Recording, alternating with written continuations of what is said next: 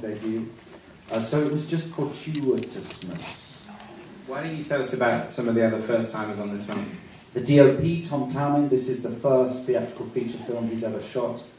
I was watching TV, he did a Virgin Mobile advert in the UK that was all shot at night. It was stunning, and we were very lucky he agreed. And of course there are 11 first-time young actors between the ages of 10 and 17 in this movie, carrying this movie, and I'm immensely proud of them.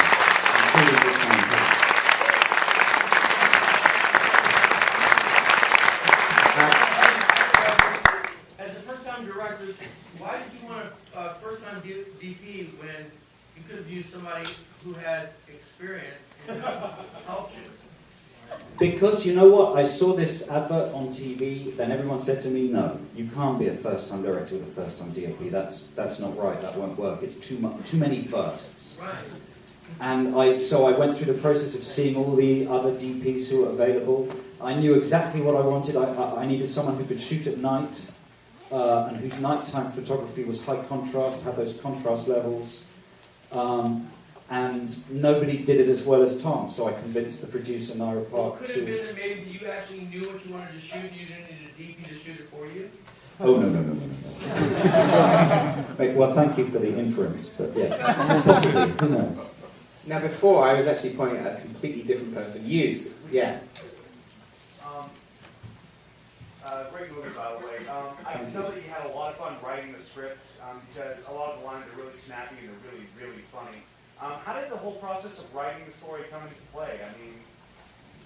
I kind of figured out the treatment. I did a 10-page treatment, and then I did a lot of research. And weirdly, that's something that Edgar taught me how to do when we were working on Ant-Man together. So I went into my neighborhood, our neighborhood, and I spoke to hundreds of young people. I had moments from the story illustrated, and I had them, by a friend, I had them blown up onto big bits of card. What's that terrifying noise? And then we, hello. Cool. Hello. Oh, not this again. And so anyway, I talked them through the story, I recorded everything they said, hundreds of hours of tape. I went home and transposed it myself as if I was learning Italian to get the slang right, or French or something. And some of the lines in the movie are actually from the mouths of these local kids. It'd be better off calling the Ghostbusters, Too Much Madness for One Text. They were all things that people actually said to me during these research sessions. And then I tweaked them, and then the cast. The last two drafts were written after John and the rest of the cast came on board, and we went through... Will you just say something about that, John, the process we went through together on the script? We just tweaked a couple of lines, that's about it. We went through every character, every line of every character, and every performer had the chance to shape them and change them as they wanted, so they felt comfortable with the dialogue. Obviously, I'm younger than John, and I'm hipper. I know the slang a lot better, so he needed help. But we came through in the end. Okay, let's just get a couple more questions. I know it's late. Man, further to the back in the middle, yeah. You.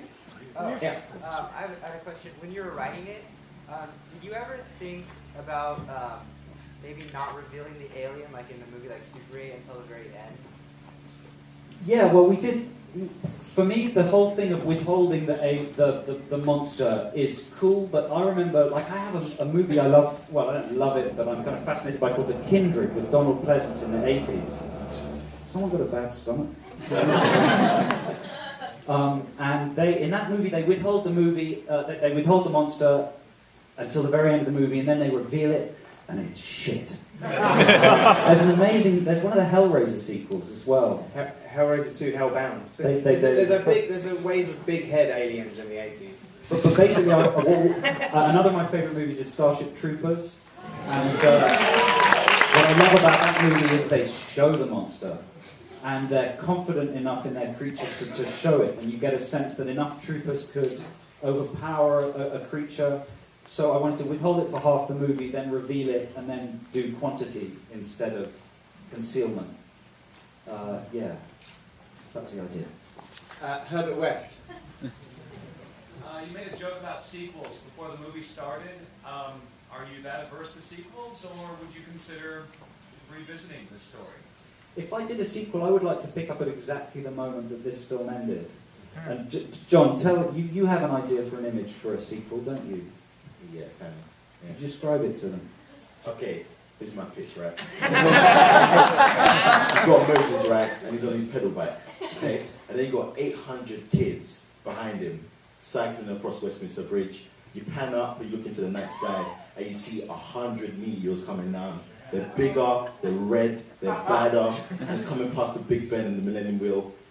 Blackout. But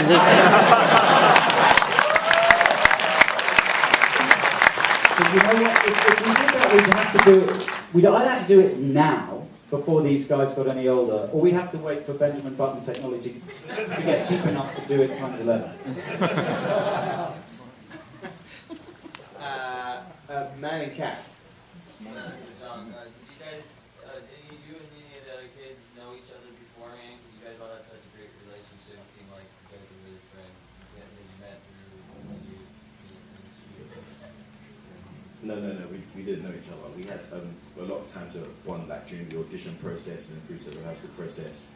And then we just we just hung out with each other, when we weren't on set and when we weren't rehearsing, There was a party at Leon's, it was wild. I'll tell you that. That's about it, we just bonded and now we're like best of friends. It was like a stoner rock band playing here. This man with moustache, yes. You have a moustache, yes. Sorry? Yes, it comes out in 7 cities on July 29th. LA, New York, not San Diego. LA, New York, San Francisco, Chicago, Toronto, Seattle, Austin. That's it, right? I think so. Yeah. So on July 29th it comes out in 7 cities, and then if it does well, and if you guys enjoyed the movie, like the man said, get on Twitter. Even if you're not on Twitter, get on Twitter. And so just tell your friends. What about the guy without the moustache?